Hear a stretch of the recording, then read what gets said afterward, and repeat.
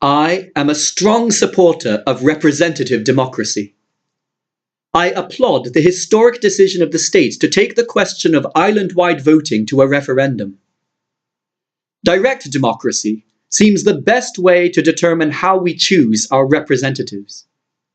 For me, the issue surrounding island-wide voting comes down to the fact that what makes sense in principle does not translate easily into practice. The basic principle is that every island voter should have a say in the election of every deputy, who, after all, will become responsible for determining island-wide policies. The basic problems were identified in the first report by the States Assembly and Constitution Committee in 2008, and subsequently by the Electoral Reform Commission. All of the tried and tested working models fail in the Guernsey context.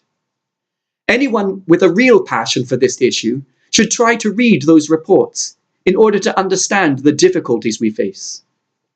The matter is far from trivial. For the referendum to be meaningful, it's simply not enough to ask whether voters support island-wide voting in principle. I think we already know the answer to that question. Instead, there must be one or more viable proposals on the table. All of them will involve compromises. Determining the best compromise means putting together a hybrid scheme. I've heard several ideas. One involves combining island-wide voting for the chief minister or a select group of senior politicians with local voting for all deputies. Another, the golden vote system, involves adding to the current system of local voting a number of additional votes for candidates from other districts. A third, the elimination system, involves a double ballot, like in France. There are significant variations on what any of these systems might look like in practice, and I'm sure there are even more ideas out there.